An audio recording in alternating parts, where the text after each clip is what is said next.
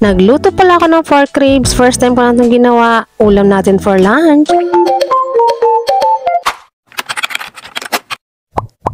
Hello mga ma'am, happy Sunday. So ito na naman po tayo sa ating A Day in Nanay Life. Hindi ako na gumising ng hatanghali dahil napakainit na nga. Nawa ko na lang ang mga gawaing bahay.